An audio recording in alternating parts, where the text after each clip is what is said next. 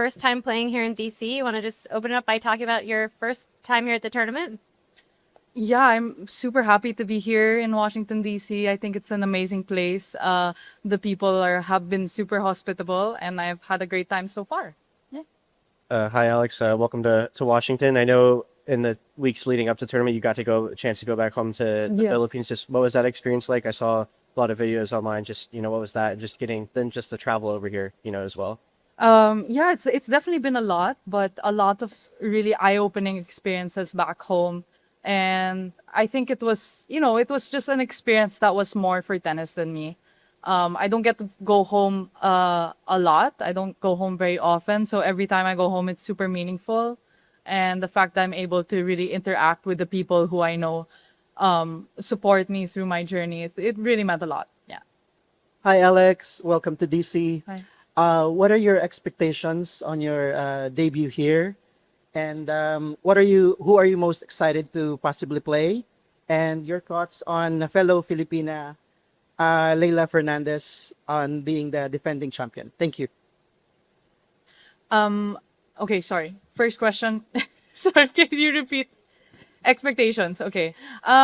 This is my first week back since Wimbledon, and I've had, pretty busy couple of weeks. So I think my first priority is trying to get, the groove back. I'm trying to ease myself back into that rhythm of competition. So I think for now I'm taking it match by match. And then you mentioned Leila being a defending champion. I mean, it's amazing. I think what she's done here is really great, and she's a great player. So I'm sure she's definitely someone to look out for here. Yeah.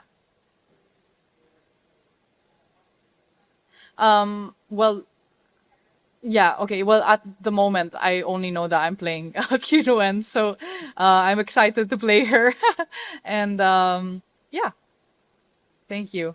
Alex, I wanted to ask how you wound up in the Bad Bunny casita in Sweden. How did that all come together? That was not Oh my where I God, expected to see you pop up next, but it looked like you were having a fun time. I had such a fun time. I went with two of my friends, and I found out kind of last minute that I was able to get into the casita. So it was a really fun experience. And it was really nice to just disconnect. And I had kind of like a mini girls trip, like 3 days in Sweden. So, just to forget about tennis and feel like just another girl. Yeah. What was it like in there? Can you describe it? It was lit. I don't know how else I would describe it. It was super fun, super energetic, and I was absolutely freaking out when he passed by me, and I was like screaming the lyrics in his face, and I don't know what he saw, but it was like a 2 second eye contact, but it was enough to like make my whole week. Yeah. Hello, Alex. Hi. You had a lot of big breakthrough moments in the last over 12 or so months. How does this one in particular compare, this win over Eala, compared to the one in Miami where you reached your first slam second lead? Does it feel like even more, perhaps not overwhelming, but a lot for you in a sense, in a way? How does it compare? How does it feel currently for you? That's a great question. Thank you. I think of course, I like to say that every match is kind of a different story, and there are definitely two different narratives to my match against Iga in Miami and my match against her in Wimbledon. Of course, my Miami run was really my first breakthrough moment. It was the first time I had ever played or won at that level. So in that sense, that will always be special for me. But this was a different circumstance, I think, primarily because it was a Grand Slam. Second of all, I think I had been playing well the whole grass season. This is the furthest I had got in a slam. So it meant a lot to me going in. I knew kind of like what it would mean if I was able to show up at a certain level and play a certain level, win or lose. But, I knew what it would mean to me personally to be able to play well against Iga, and her being the defending champion, of course, in center court. It was very sentimental for me. Yeah. Hey, Alex, welcome to Washington. I know you played doubles with Venus back in Germany a few months ago. You were scheduled to do that here, but not going to. Is that more just a rest consideration, or do you know the reason behind it? Well, yes, I think I have so much respect for Venus, and I am so grateful for every opportunity that I have to be around her, to learn from her, to hit with her.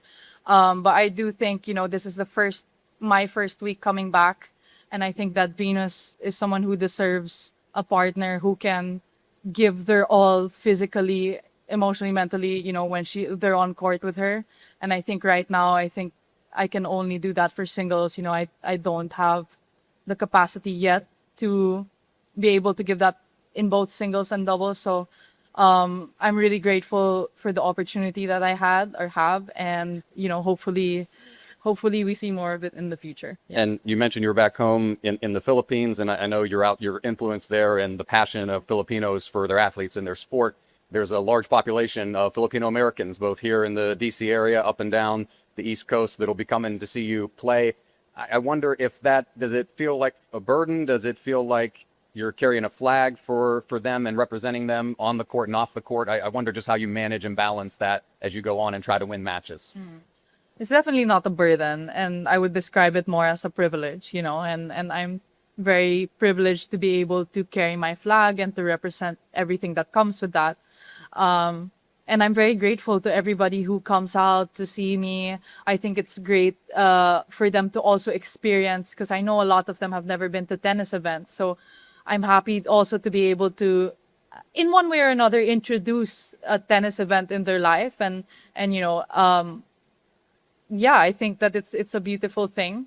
But when I approach these things, it's always kind of my, what I have to do, what do I need to be prepared, how do I need to work, and so forth, because I know what I need to do to get where I want to be, and I trust my team. So yeah.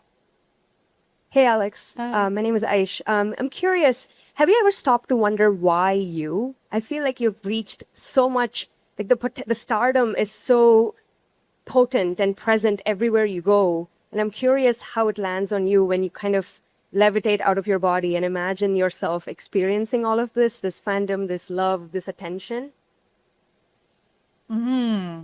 Sorry, and why me in regards to the fans? Maybe I haven't. Well, no, I definitely it's never crossed my mind to ask, oh, why, but I think it's taken me by surprise a couple of times. And I think each time you have to realize or I have to realize what I carry when I'm out on court, who I represent. I do think that representation is a very powerful thing. It's a very meaningful thing. So I like to say that it's very impactful when someone sees themselves in you. And so I know that a lot of these people who come to see me, whether they're Filipino or from wherever in the world, in one way or another, if they support me, they see a part of themselves in me. So, I guess I do my best, obviously for my team and for my family, but also for everybody who supports.